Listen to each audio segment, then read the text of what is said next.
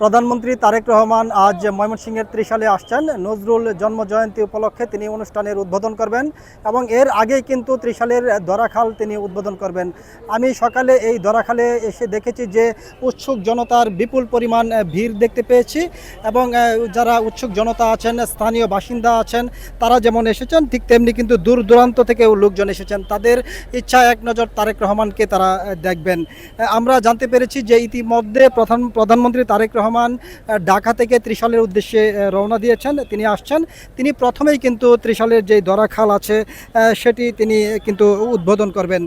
এরপর দুপুর 2টায় ত্রিশালের নজরুল ডাক বাংলোতে তিনি বিরতি নেওয়ার কথা রয়েছে। এরপর বিকেল 3টায় কিন্তু জাতীয় কবির 127তম জন্মজয়ন্তী উপলক্ষে ত্রিশালের নজরুল মঞ্চে তিনি আয়োজিত যে জাতীয় অনুষ্ঠান রয়েছে সেখানে যোগ দেবেন এবং 3 দিনব্যাপী এই অনুষ্ঠানের উদ্বোধন করবেন প্রধানমন্ত্রী তারেক রহমান। এবং বিকেল 5টায় ত্রিশালের নজরুল অডিটোরিয়ামে ময়মনসিংহ উত্তর, দক্ষিণ এবং মহানগর বিএনপির সাংগঠনিক সভা অনুষ্ঠিত হবে। সেখানে কিন্তু প্রধানমন্ত্রী যোগ দেওয়ার কথা রয়েছে। এরপর সন্ধ্যা 6:30টায় কিন্তু সড়কপথে ঢাকার উদ্দেশ্যে রওনা দেবেন প্রধানমন্ত্রী। আমি যেটি প্রশাসনের সাথে কথা বলে জানতে পেরেছি এবং স্থানীয়রাও জানিয়েছে যে 2006 সালের পর এবারই প্রথম জাতীয়ভাবে ত্রিশালে নজরুল জন্মজয়ন্তী উদযাপিত হচ্ছে।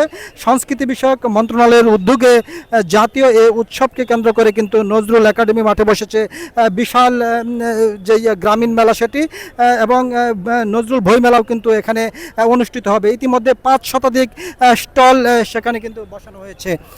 5 শতাধিক স্টল যেমন বসানো হয়েছে ঠিক তেমনি কিন্তু বিপুল পরিমাণ মানুষের সমাগম মেলায় হয়েছে ইতিমধ্যে।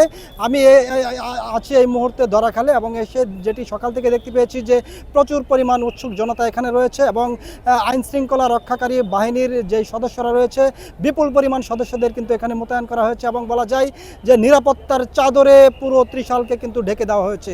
আমি কথা বলেছিলাম জেলা প্রশাসনের সাথে, ময়মনসিংহের যিনি জেলা প্রশাসক রয়েছে তার সাথে, পুলিশ সুপারের সাথে।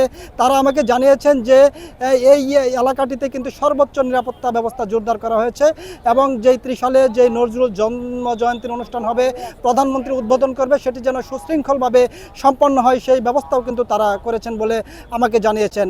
তো এই ছিল আমার কাছে ময়মনসিংহের ত্রিশাল থেকে প্রধানমন্ত্রীর আগমন উপলক্ষে সবশেষ খবরাখবর।